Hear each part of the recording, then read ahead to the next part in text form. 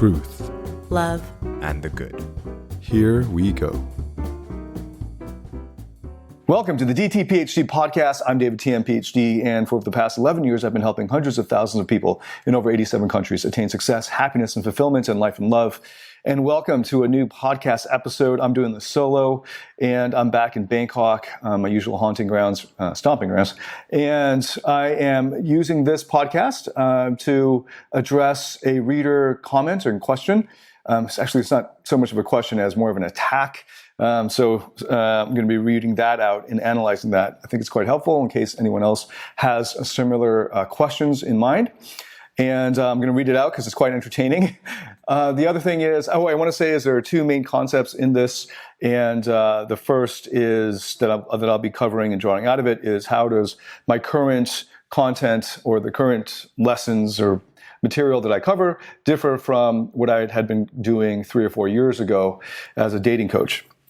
So look into that. I'll get into that. And then the second is on feminism. And it's also good to pull back the curtain, so to speak, to show people what actually is inside the minds, in case they haven't, in case they haven't figured that out themselves, because we live in bubbles now because of the way social media algorithms work.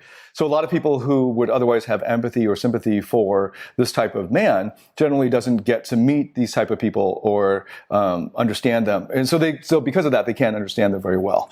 So those are the two concepts or themes I'll be covering in this podcast. Also, I notice that when I look at the video, I tend to speak faster, and I'm a lot more demonstrative with my arms and physical movement because I'm trying to take up the space in the screen, and I'm also a lot louder. So I'm going podcast audio first for this, so I'm going to be looking at the mic and the screen that I'll be reading off of first, so I'm not busting your eardrums if you're listening to this on earphones or something. All right, let's get into this. So this is originally sent as a message to me, and a comment, and it was originally a comment. So it's quite long. I'm going to be reading out just parts of it, and I'll be skipping to the bottom first. So here we go. We men are collectively allowing ourselves to be fucked over to unimaginable proportions. Okay, so actually that's part of the original attack on women stuff. Okay, so I'm going to, where is it here? Okay, yes, I think your teachings are mostly excellent, blah, blah, blah, referencing some books. So he says, I think it's very dishonest of you to continue selling Invincible or Limitless. Okay, first of all, we're no longer selling Limitless. We took that off the market 2 years ago, just so that's clear, because why did we take Limitless off the market and retire it to our vault? So you can still get access to it if you got what we call Platinum Partnership, which gives you access to every single product and piece of content that I've ever made that we still have in recording format. Limitless is a 60-plus hour course that took me many years to create, and I'm still quite proud of it. It's still very good. I would say that I'd stand behind like 95% of it. And just with that last 5%, I decided to take it off the market just because I didn't want to have to. I didn't want people to misunderstand in case the guys focus too much on that 5%. So things like shit tests, and I would teach those things differently. So anyway, Limitless is still pretty good, but we stopped selling that over 2 years ago, just so that's clear. So you're misinformed. His name is Insidious Joker. You are misinformed. Okay, so Invincible. Invincible we're still putting out there. We will probably discontinue maybe in a year or so if we either that or we're going to have to overhaul it completely. It is in a way my attempt to meet all of the different markets or segments of people who come to look for help from me. There's help. You can find help on getting better with women, lots of advice there. And then there's also a lot of mindset and psychology, rewiring of your beliefs and getting more emotional control and regulations. And there's also a lot on masculinity. So it's our intro course in a way. So we have a lot of people who are interested in getting better with women. So we meet their needs, but also in addition, we give them what they actually need at an even deeper level, which is more self-confidence and self-esteem and understanding their own self-worth. And then getting motivation and drive as well. So Invincible is sort of like the one-stop shop for all of that. So there you go, in case you didn't know what invincible was. And he says, since you are now claiming that you believe that approach is cultivating a false self. It's true that it could be cultivating a false self, but that in and of itself is not necessarily a bad thing. So just in case, there is a video series called Modern Mating Explained, in which I really hammer home the notion that, or the idea that the false self is something that you don't want to put all of your identity into. So one of the mistakes that guys make who are embarking on the Get Better with Women journey is that they actually aren't proud of themselves. They don't actually love the selves that they are when they start that journey. And they want to replace that self with a whole new self. And that whole new self it becomes a false self. And another term for false self is persona. So I'll use persona. So it's actually fine to have a persona as long as you know that it's there for a specific reason and that you're adopting this persona for specific purposes. That you're not confusing it with your true self or your original self or the self that you are at your core or anything like that. So that the way to happiness and fulfillment is realizing that, or coming to terms with who you are at your core and working through that. So the false self in and of itself is not a bad thing. It's only bad if you think if you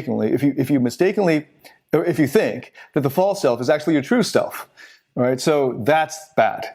Otherwise, here's another term for it: adaptive self. And an adaptive self, as I've said in many other contexts, I'm trying to right the ship on this, in case guys, because I made the Modern Mating Explained video series to speak to men who are coming out of a pickup artist background, where I've been exposed to that and are finding me through that avenue, because I know a lot of guys are still finding me through there.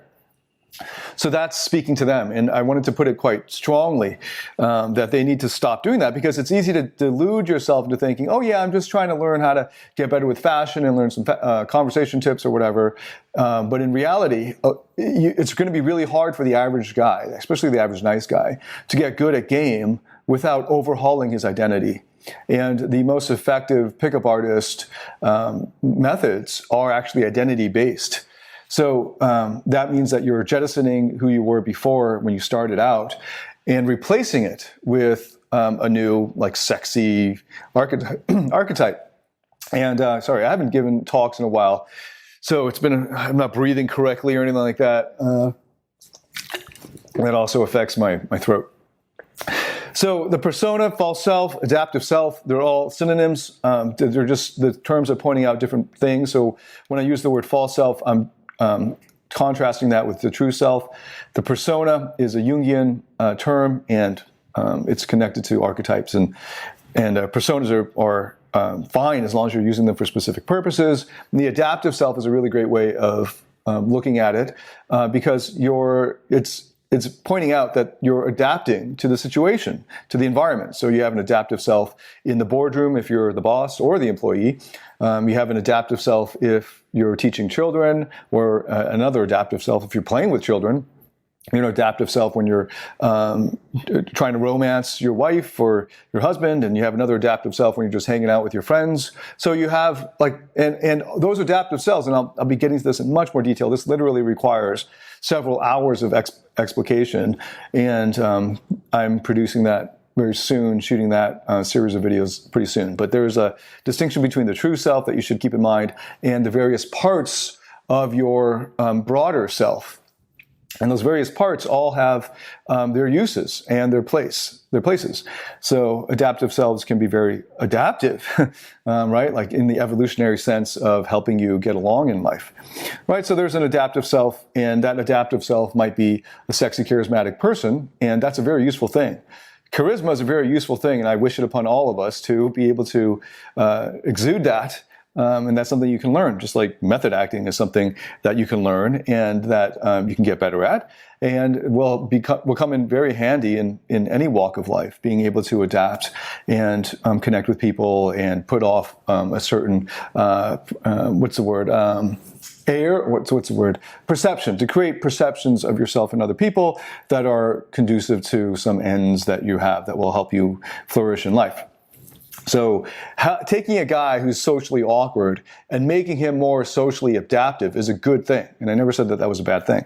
So just to head off the criticism, actually, let me read this out because it's so entertaining. Invincible does call for doing affirmations and becoming your superhero after all. So there's nothing wrong with affirmations. It's only if that's all you do, then that's something wrong, right? And if the affirmation is a replacement of your true self. So if you're so ashamed of your true self that you want to replace it with this false self, then saying it's always on, she wants me repeatedly as part of your true self, like saying, she doesn't want my true self. She'll want me if I'm this way only, if I pretend to be James Bond, and I hope desperately that James Bond is me. Well, then that's harmful, obviously, because you're jettisoning your other selves to latch onto the false self, and then that's going to be basically empty at its core, empty for you in terms of your pleasure derived from it, but also empty because it will be easily toppled, that false self, because it's based on the validation and approval of other people. So the affirmation of that, like the actual affirmations that you can do it if you work hard enough and all of these other good sounding things, or like positive thinking in and of itself is a good thing to do. So there's nothing wrong with affirmations in and of themselves. And there's nothing wrong with becoming better. So becoming your superhero is basically listing out what are the things that you would like to learn. Now, this can be good and bad. The bad is if you're so ashamed of yourself, your current self, that you want to jettison that and lose that to replace it with a false self of the seductive guy, and that's your superhero, and you hate the person you are now, or you're ashamed of it, or the way you are now, then that's bad.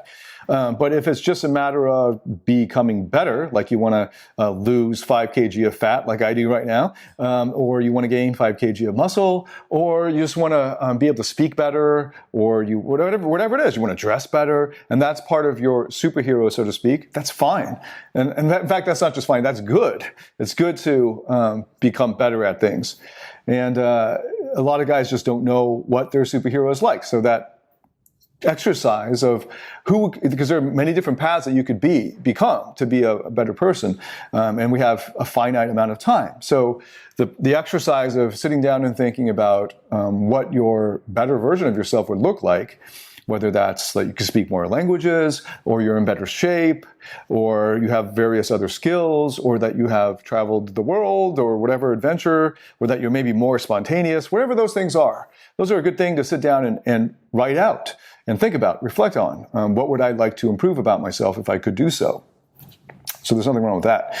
So let's see, and he says that's an adaptive self. Right, again, like just even that term adaptive self doesn't sound like a bad thing, right? It's good to adapt. I mean, all of evolution is based on adaptation.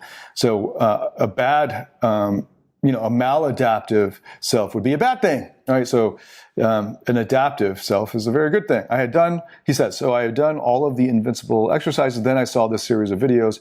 I felt betrayed, to be honest. And I feel for you. I feel, in a sense, I feel disappointed because you had done the exercises, but you didn't get the point of them. So there's one thing. It's one thing to just like go through the paces or go through the motions, but I'll show the listener why I think he didn't get the point of them, but that's coming up later. So I'd done all of the invincible exercises, blah, blah, blah. Then I saw the series of videos. I felt betrayed, to be honest. Beforehand, I was delusionally, admittedly, thinking, now I'm finally on the correct path.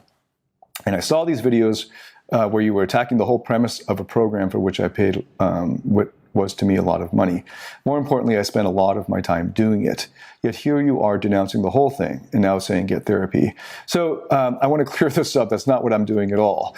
So I'm sorry that you feel betrayed because hopefully you're listening to this and you can come to see that, although I doubt that you will, but hopefully you can come to see that there's nothing bad and invincible. So I'll address these here. I saw these videos. You were attacking the whole premise of a program. Okay, so I suppose he thinks that the premise of Invincible is that to become a false self, and I've hopefully already have shown that is It's fine to put on a persona.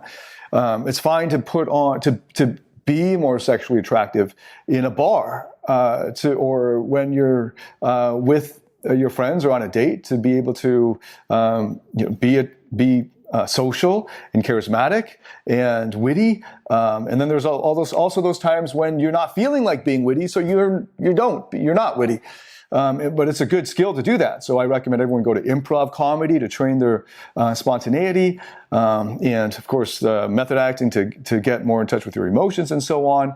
I think these are all very good things. So in Invincible, like I said, there are two main parts to it.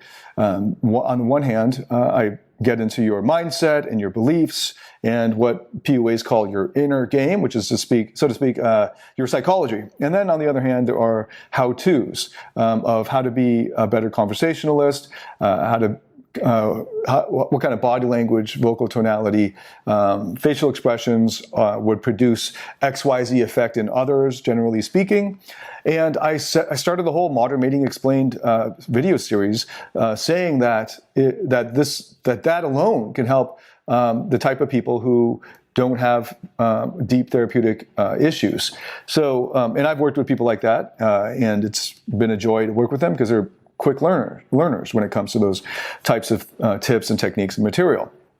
Now, in Invincible, not only are those how-to techniques really helpful when you have dealt with your therapeutic issues or are dealing with them, because no one's ever done growing, but as you're growing in developing your personal growth and maturity, they will become easier and easier to learn and pick up because your self-worth won't be so identified with the way that others perceive you and won't be so wrapped up in your clothing, for one. And I addressed that in Invincible, why it's so hard for a lot of guys to change their fashion. But also like the sound of your voice, the way you move, your facial expressions, and how your identity is so wrapped up in all of those. And when you change those, it feels to shame-based people, which is many guys, that they're changing their self. Instead of just, moving their arm differently or standing differently, they feel like they're becoming a different person. And so you pay attention to that. And the more that you are able to split that up so that you're able to see, I can be who I am no matter what I wear. I can be who I am at my core no matter how I stand or move. I can be who I am at my core no matter, what words that I'm joking around with or being angry with, that I can be quite flexible with my self-expression and yet still be true to myself. And that's where method acting helps you to stay in touch with your core. Or your true self, and get in touch with various parts of you, various personas, which are useful to have, and that are actually required to get on in life. And by the way, the true self is more like an orchestra conductor. I'm going to do a whole video series on the true self because I see, first of all, I see a lot of ignorance around it, and I was ignorant about it until a few years ago. So I'll do a longer series on this, but the true self is like an orchestra conductor, and the true self doesn't really make the music himself. The orchestra conductor is using the various parts of the orchestra to make the music. And those various parts of the orchestra are like your adaptive selves or personas. Now, the neurosis comes in when there's one part of the orchestra that you think is really sexy. And let's switch to like a jazz band. And you might think that the alto sax is like the sexiest instrument, and that's the end-all, be-all of the whole personality. And so the alto just like basically stands up and tells all the other instruments to shut up and be quiet, and it plays the solo on and on and on, and actually becomes very tired as a result and overused. And in fact, it's what the alto player didn't even really want to do, but he felt like he had to because none of the other selves were standing up, and because the jazz orchestra conductor was completely absent, right? So he had to take over, and that's and then you bring in the idea of trauma and attack, which is what creates all of those situations in the first place, and then you get a better understanding of the relation between the true self and the various parts. But there's nothing wrong with the adaptive self. And learning how to be better at conversation, how to make people laugh. These are all good things. And insofar as Invincible, this half of Invincible teaches those how-tos, I still fully 100% stand behind that. Also because a lot of guys buy these products, these programs like Invincible to learn those things. So I have to deliver that. I have to give that to them. If I just like bait and switch them totally by just like you wanted some conversation advice and things like that, but no, we're going to just rewire your mindset completely. I know now many, like 80% or more of the guys who go through the program, most value those parts. But if at the beginning of the course, if I told them, like at their mindset back then, that they're just going to be getting a rewiring, they'd be like, hey, I wanted these conversation tips. So I give both. And the more you do the inner game material, the easier it will be for you to implement the outer game, so to speak, the exterior changes. And, the easier and the quicker and the less neurotic it will be in that adaptation. So Invincible is one of those rare courses that does everything. So I still stand behind that. There's no issue there or no conflict between what I'm covering in my current material. I see no conflict anyway between what I'm covering in my current material that I'm putting out and what I cover in Invincible. In fact, they're very complementary, especially the mindset and psychology parts of Invincible, which I'm just extending now and have been extending and have extended in Rock Solid Relationships and Masculine Mastery, another course I have, and have extended into Lifestyle Mastery, and have extended into other courses that I'm putting out now. So, I fully stand behind Invincible. So I am not denouncing the whole thing at all. I'm not now just saying get therapy. I mean, like, it's one of those annoying things that, like, reductionism, right? It's so common with the old following. So one thing I want to point out is the part of the struggle, and you can see me like stumbling here a little bit because I'm trying not to hurt the guy's feelings. And because I'm very aware of how fragile their egos are, and I don't want to like offend them, because as soon as I offend them directly, they just shut down and don't listen at all. So at least like maybe 20% of what I'm saying is getting into their minds. But I know a big part of their ego is going to be on defense here, but that's part of the struggle of switching audiences. And for the past few years, I've been struggling, you could say, to figure out how best to meet the needs of the guys who are coming to me to get better with women and in their relationships, but also to move forward into attracting a different audience of people who are, less neurotic, less dealing with their core insecurities, and more looking to like have great lives, and they just want to make them even greater. And then there's a big overlap. There's also a big overlap between those, between the old pickup community and those who are looking to grow in their psychological maturity. So I've enjoyed meeting those people's needs and learning from them as well. But this is one of those cases where the reductionism is so common in the old pickup group, the old pickup community, because they want it quick and easy. So it's like, here's a series of like 4 to 6 hours of video, and he reduces it to get therapy. I hope you're all intelligent enough to realize that just can't be the case. I said a lot of things, and I'm quite nuanced with what I say. When I say the false self, I'm contrasting that with the true self, and trying to make I'm trying to draw your mind to draw attention to the fact that the false self would be a bad thing if you thought the false self was your true self. But then when I use the adaptive self as a term to describe basically the same thing, that I'm saying it's a good thing that the adaptive self or false self have their uses, has its uses, and is a part of you. It's a part of you as much as the true self is, right? So, but it's not your core self. And if you let that adaptive self run your life, you're not going to have fulfillment and satisfaction and happiness in life. So it's not just get therapy. So therapy along with meditation, it's another one, method acting, improv comedy for those who need to work on spontaneity and just getting loose and easygoing and laid back. And fitness and all of these things help you in all of their different ways. And it's just that fitness, a lot of people are already doing that. Meditation is like a big trend right now. So I'm not pushing that as much because a lot of people are doing that. And, yoga, I don't push that because a lot of people are, so most of these other things, they have a big subculture pushing all of these. Therapy, I don't see that. So I'm the one championing therapy because I think it's the one that's most neglected out of all the different things that I think are awesome to do. Okay, but it's hard to get people to do it because it's also one of the most expensive things to do. I'm also pushing method acting because that seems to be one that isn't quite as popular or more of a niche thing so far, maybe even more than therapy. But anyway, therapy, method acting, meditation, all those things are great to do. So don't reduce a 5-hour video series to 2 words. So, and then he just attacks me personally. I'm going to skip that. Oh, yes, right. So this is a good segue into the second concept. Okay, so preying on mostly desperate, damaged men, he accuses me of. Well, I'm speaking to some of the men I'm speaking to are desperate and damaged. And I think, what is his handle again? Insidious. What is it? Joker is describing himself here and projecting. I'll read more of it and you can hear for yourself his desperation. I start off Invincible by saying you are not damaged. You're just immature. In other words, like a seed that hasn't sprouted fully yet or has been stunted.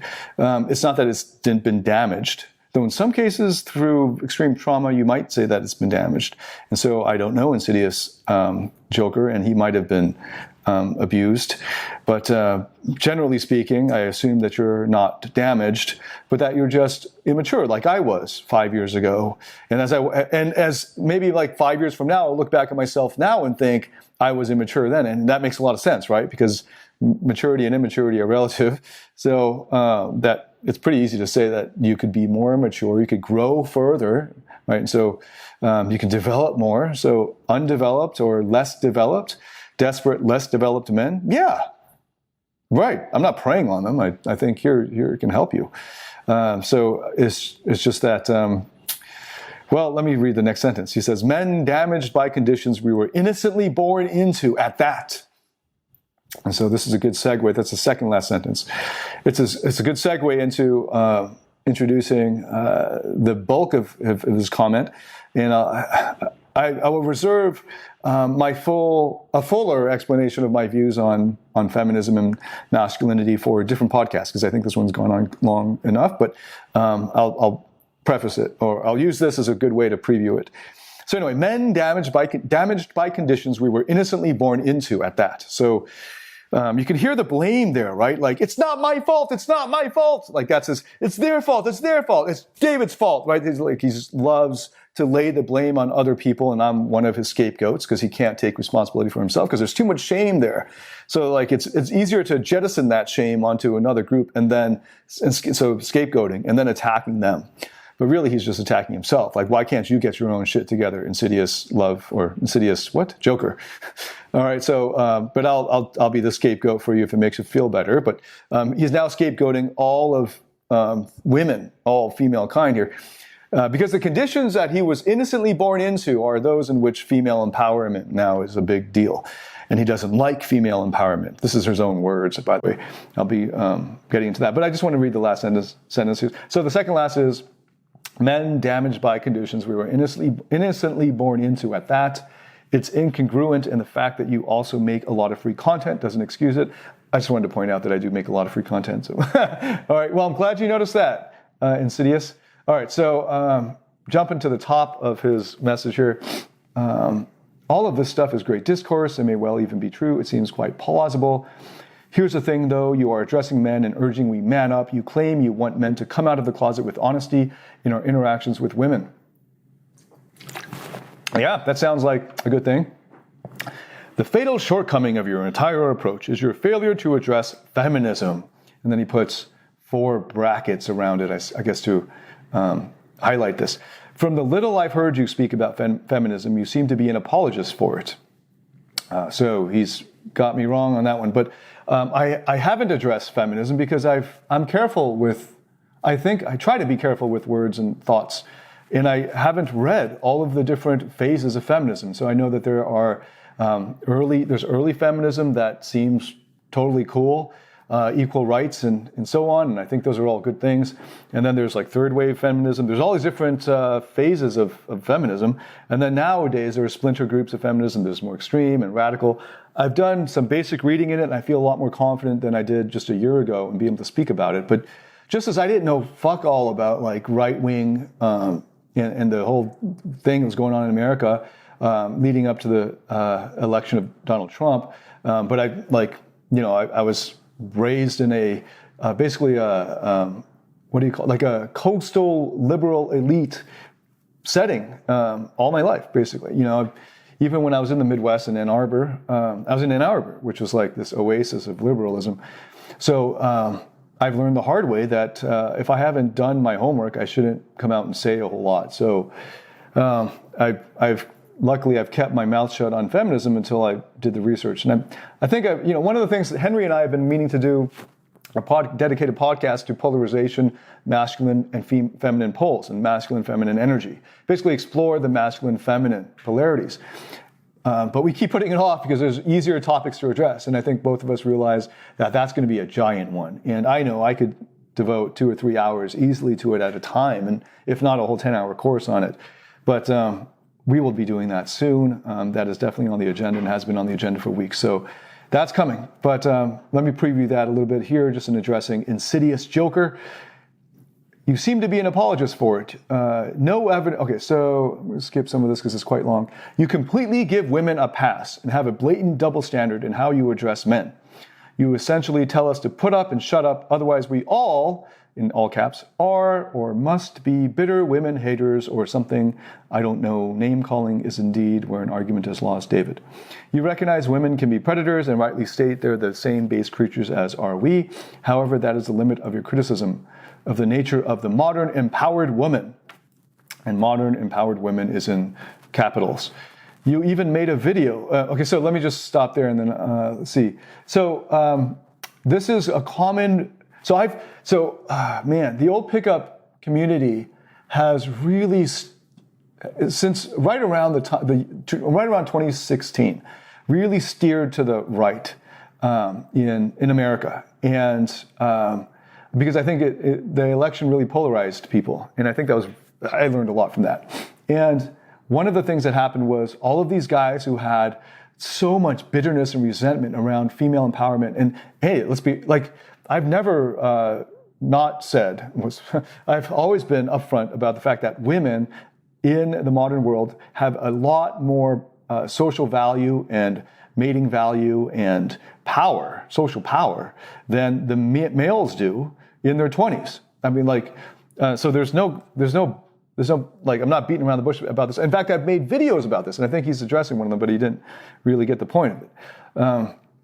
I think, if the situation were flipped, so it's not like the men are any less bad people. It's just they're not empowered, right? So they can't just walk into a bar and just sleep with any woman they want, whereas a female could get laid pretty much any night if she went to a bar or club that's big enough, and she lowered her standards enough. But that's just not the case. So it's not like men shouldn't take the high ground, the moral high ground here, because it's not that they're any better morally. It's just that they don't have the opportunities. And so they're crying and whining about it.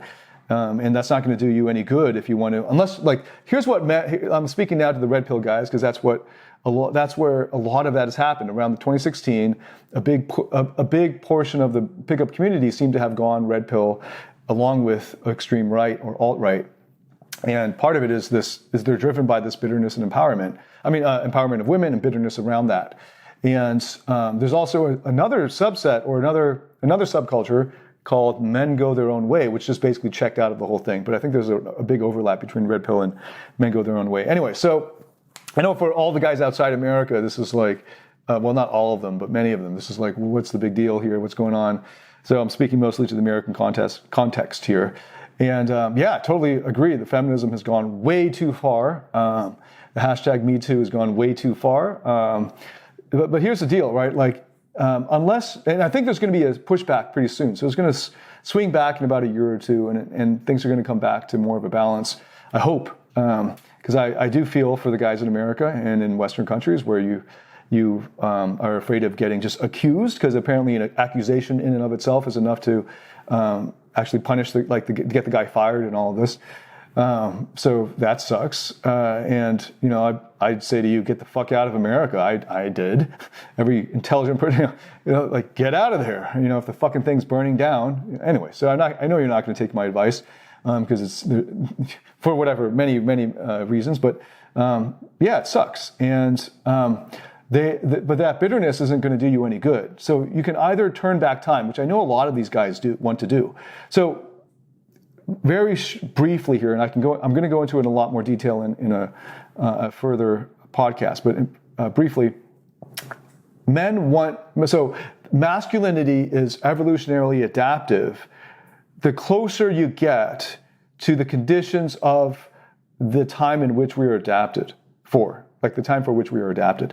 So the closer our lives get to the conditions of 100,000 years ago, the more masculinity and the testosterone drives will help you, will come in handy.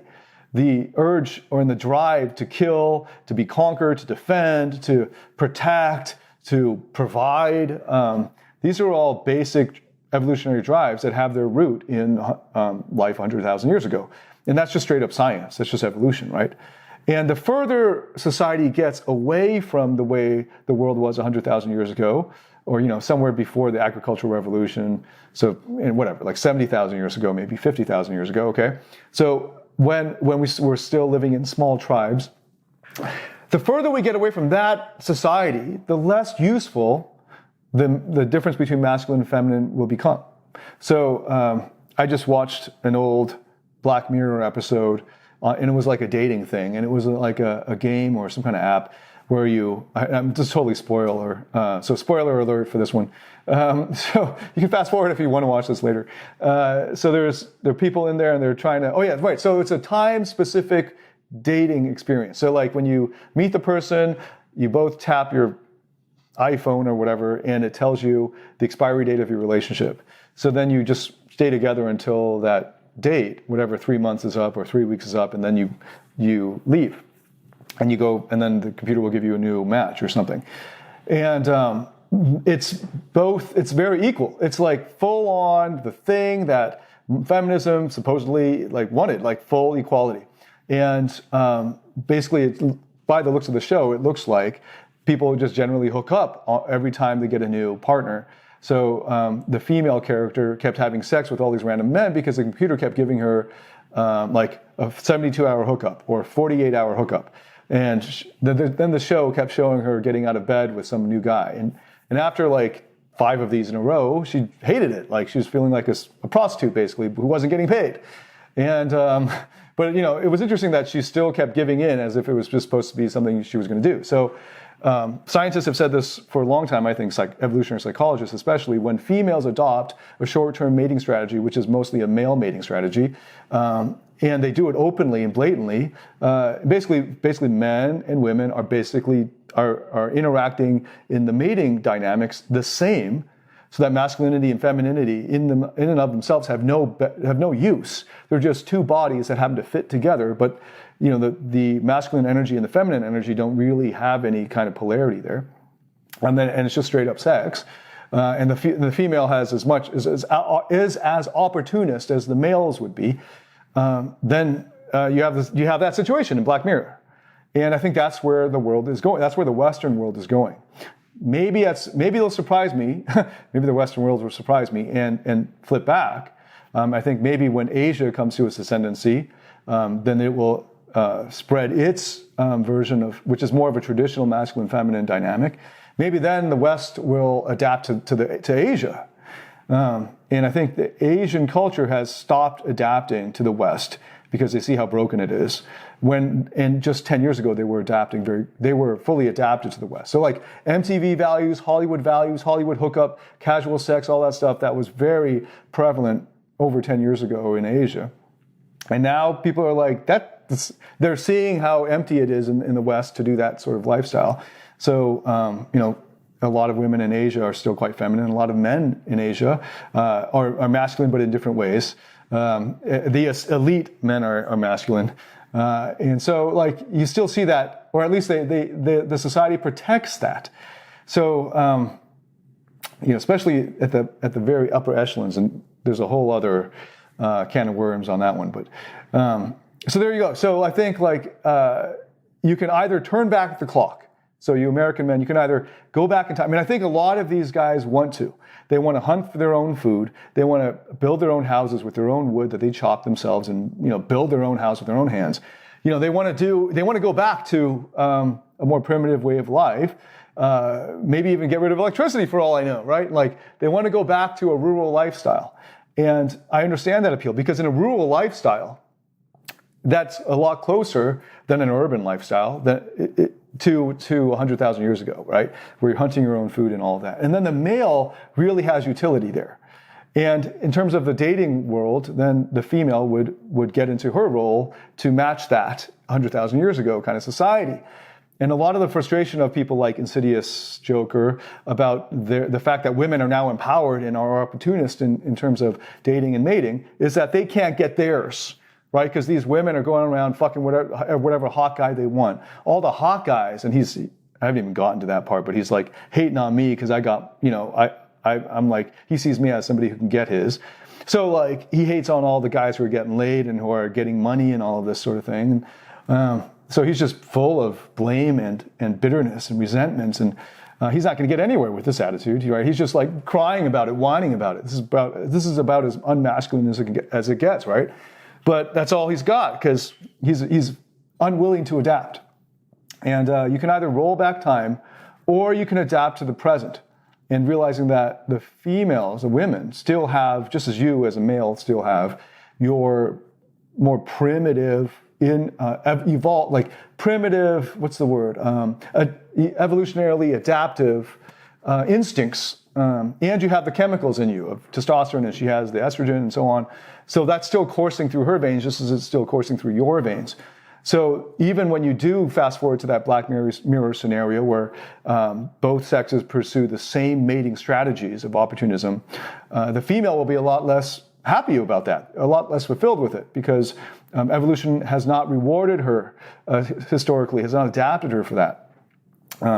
So whereas the man, it has. So he'll be, if everybody just fucks based on the computer hooking them up, generally the males will be a lot happier with that because they get to save all the money they would have been spending.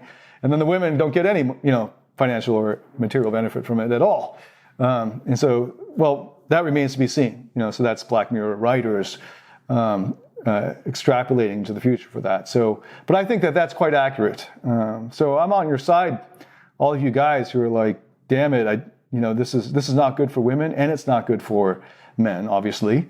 The modern empowered woman, eventually she won't feel fulfilled either. And I've said this in many other videos, but Insidious Joker has neglected to see that because of all his bitterness and blame. He needs to blame somebody, just if you get on with life and to deal with his own shame. So now we can move on to the next part. You even made a video on Man Up, wherein you claim a man setting aside his biologically hardwired response of disgust when confronted with a promiscuous woman was an enlightened thing to do nowadays. What man wants the mother of his children, who even today is likely to be dependent upon his sacrificing his mind, body, spirit to be provided for, to have sucked 100 dicks or been gangbanged because she wanted to have fun? Okay, so this is quite common among like the type of rhetoric that red pill guys get. Like you can find this all over Reddit, right? Like in all the red pill forums. What man wants the mother of his children? Like he thinks of her as the mother of his children, right? This is why he's not getting any action, right? Hey, he goes to the bar like, hey, you want to be the mother of my child?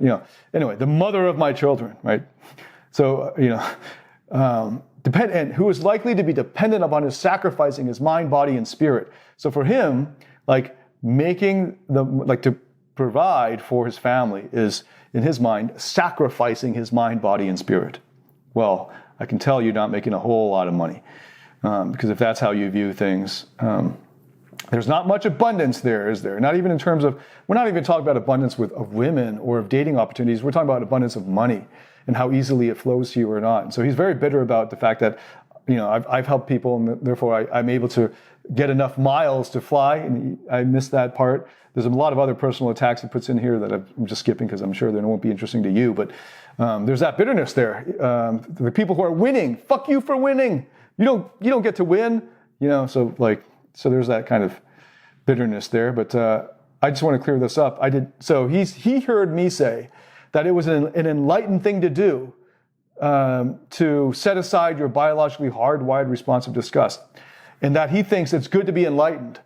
So I tell you, I did use that word enlightened. It is an enlightened thing to do. Enlightened means that you override your biologically hardwired response for using your reason, right? So the enlightened thing to do, so I really want to switch audiences for this, right? Like, I really don't. So the enlightened thing to do, if you've read Jonathan Haidt or any of the neuroscientific literature on why people are right-wing or left-wing, you'd know that the enlightened people, the people who allow their prefrontal cortex to rule, are consequentialists, largely, versus those who are ruled by their more emotional responses are going to be more of a deontologist. They're going to say yes, good or evil, right? And they're not going to use the prefrontal cortex as much to make that decision or determination. I'm not saying whether it's good or bad. So I totally support guys who have the disgust mechanism towards a promiscuous woman. And I said that it was an enlightened thing because you'll actually have to, in order for you as a male to fully embrace the promiscuous woman, you would have to set aside you'd have to actually use your reason to force your natural disgust mechanism down. So it's sort of like enlightened people, think of a food that would normally cause you disgust. But if you're enlightened, you can use your reason to say, okay, this is a delicacy or something, and eat it. That's not better or worse, right? Like, I think it's natural, it's unnatural. So another way to put it is unnatural for a man to embrace a promiscuous woman. But hey, we do many things that are unnatural, so totally, I'm totally cool with it. And so in the sense of like, that's your decision. That's you. You get to make that decision. Most of the guys in the Man Up group were in the comments embracing the promiscuous woman, saying, hey, don't make it a double standard. And I'm like, I get it, man. You guys are all probably liberal left-wingers and or coastal liberal elites or whatever it is, like my background. And I totally get it. You want to have this sort of equality, and that's what is the outcome of that equality. I don't think they've thought it through in terms of evolution, and so I brought that perspective of evolution. But it's interesting to see that he hears me say that it's an enlightened thing to do, and he wants to be the enlightened person. Like, he has a lot of shame around not being intelligent. And when I say that's what the reasoned person would do or could do, he would say, no, I need to be that. I need to be the enlightened guy. And then he shames himself. I don't give, personally me, I don't give a fuck about whether you think I'm enlightened or not. In fact, I don't give a fuck about whether you think I'm anything or not. I do like to put my view out there, but hey, it's up to you whether you see it the way I see it or not. It's like, I don't give a fuck about that. But for him to actually say, because in that video I said, this is an enlightened thing to do, but that doesn't make it the right thing to do or the good thing to do. So just being enlightened doesn't make it better. So most of that video was explaining why you would have the disgust mechanism and why it makes a lot of sense to be disgusted by a promiscuous woman as a man, because 100,000 years ago you would have had that as well, and that's evolutionarily adaptive. And that's just maybe I should have been even harsher in coming down on it to say, like, I also have that disgust mechanism and I don't think it's a bad thing. And I'm pretty sure I did say that, but people who hate me, they need to keep finding other reasons to hate me. So eventually they'll just hate the sound of my voice or the look on my face. Actually, in some of our Facebook ads, we have trolls just saying, this guy's so ugly. And just like hate my eyebrows or some shit like that. I don't know. So if you hate me, but try to listen to what I say. So at least you know what I'm saying. So at least you can disagree with me. Because I 100% agree with you on this, insidious joker, but you don't see that, so that's kind of sad. But it's a good data point for me. But for those who are listening, listen to his bitterness. What man wants the mother of his children to have been gangbanged, to have fun, in quotation marks? Yeah, that's the red pill bitterness that's coming out, and basically they want their women to be barefoot and pregnant. You know what I mean, like at home, taking care of the kids. That's where they believe the woman's place is. So I'm not into that either. And I think evolutionarily, yeah, okay, that might make sense, but it's not very fulfilling for her if she wants more, right? And if she has other talents and gifts that she feels are are not fulfilling her potential. And then he writes, the fact of the matter is, men are the creators and drivers of civilization. Maybe I should have started with this just to get all the sympathy on my side, but all right, so this is the next sentence, right? The fact of the matter is, men are the creators and drivers of civilization. Were all women to quit their jobs for a day, the economy would collapse and chaos would reign supreme in schools and hospitals. So I'm not even going to make a comment on this. I'm just going to let him bury himself. However, were we to quit our jobs, we men, no electricity, sewage, and nuclear war would be unleashed. No military. So that sounds like a good thing. No nuclear war would be unleashed. That sounds like a good thing, man. I don't know why you threw nuclear war in there as if it was as good as having electricity and sewage. That's bizarre. So were we to quit our jobs, men, no electricity, sewage, and nuclear war would be unleashed. No military. Women don't want to work in coal mines, nor as plumbers, nor in the sewers. They prefer mostly cushy affirmative action jobs.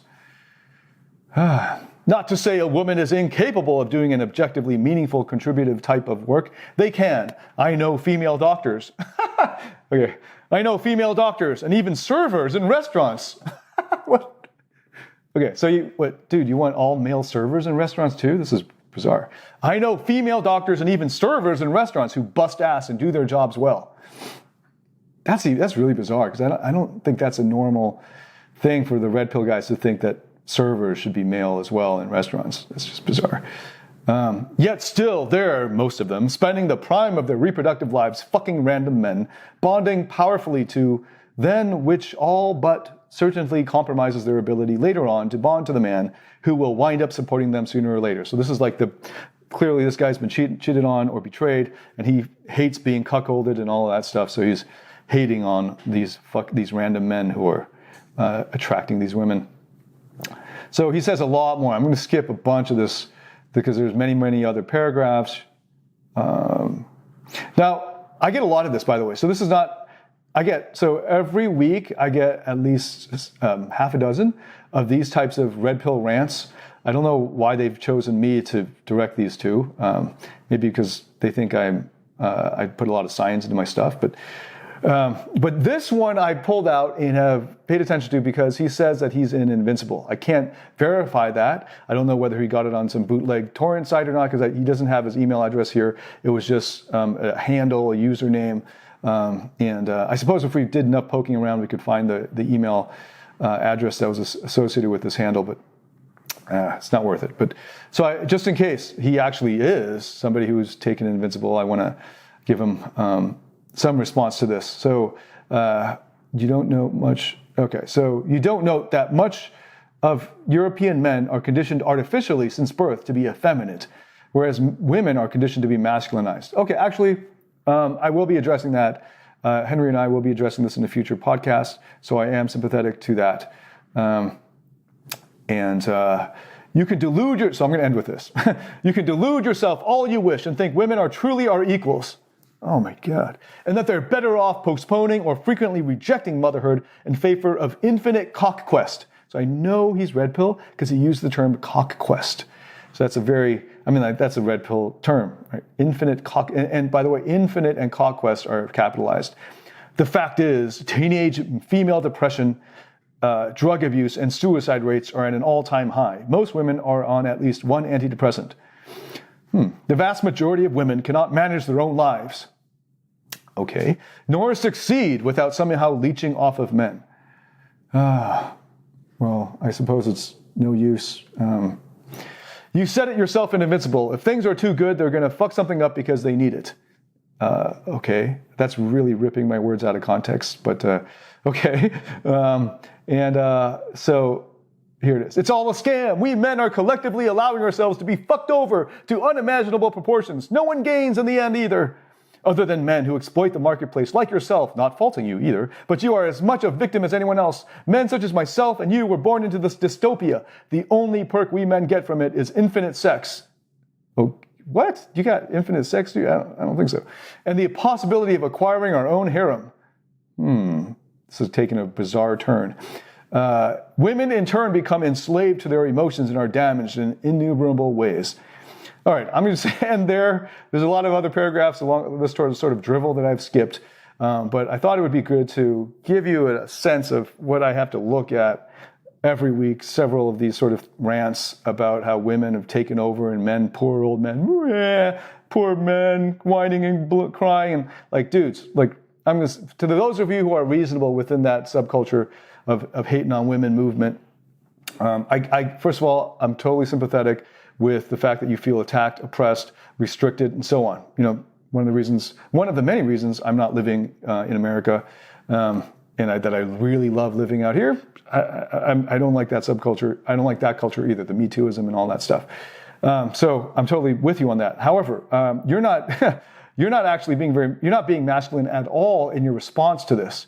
So instead, you're just whining and bitching and blaming others and taking the time to write out long rants to a random guy I guess I'm not a random guy, but like to a guy I'm not in any position of power that I can enact anything to change this.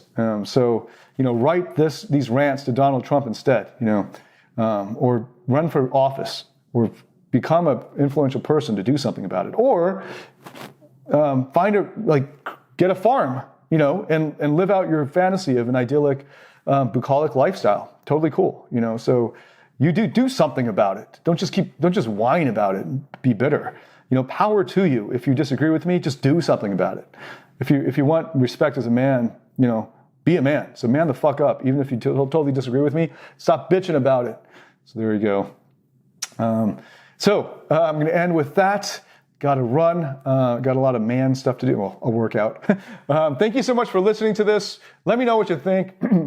And by the way, we're starting a reading challenge in the DTPHD Podcast group on Facebook. So join the Facebook group because we're running the challenge inside that group. And along with that, I've got a reading list that took me a lot longer to compile than I expected. So take a look at that. It's all inside the DTPHD Podcast Facebook group, the link of which you can find wherever the show notes are for wherever you're getting this. So thanks so much for listening. Looking forward to getting in touch with you inside the Facebook group. Until then, David Tian signing out. Hey, it's David again.